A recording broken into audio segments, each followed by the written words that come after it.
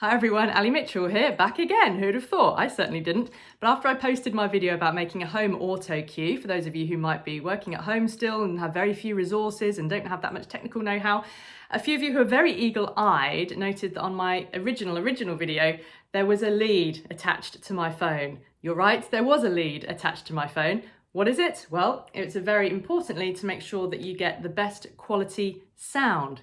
So I'll tell you about it. So what was attached to the phone was a lapel microphone.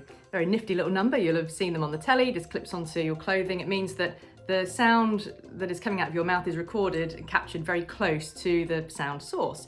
It means you're not relying on the internal microphone of your iPhone, which could capture any amount of ambient noise as well, but it also is restricting you as to how far away from your recording device you can stand. So this particular lapel mic is this long. It means that you can get a good distance away from the phone when you need.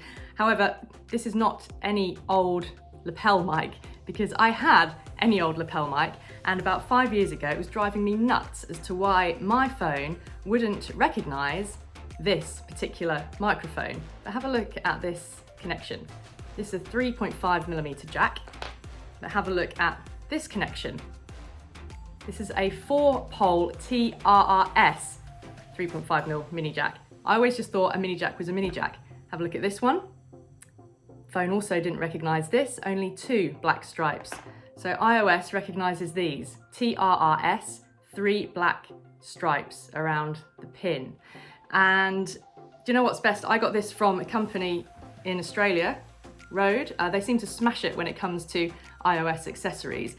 Also, it comes with an extension lead, which actually in these days of social distancing means that if we get to a stage where I can go out and start doing interviews, I could stand behind the camera this side, and actually then I could create a 3-meter long lapel mic cable so that the interviewee can stand a very safe distance away.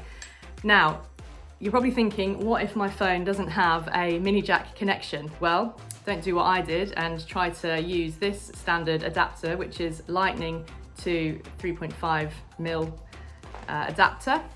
I went to Rode again and I got this adapter, which is specifically lightning to headphones and microphones. So that goes into your iPhone, your mini jack connection plugs into the microphone connection, and away you go.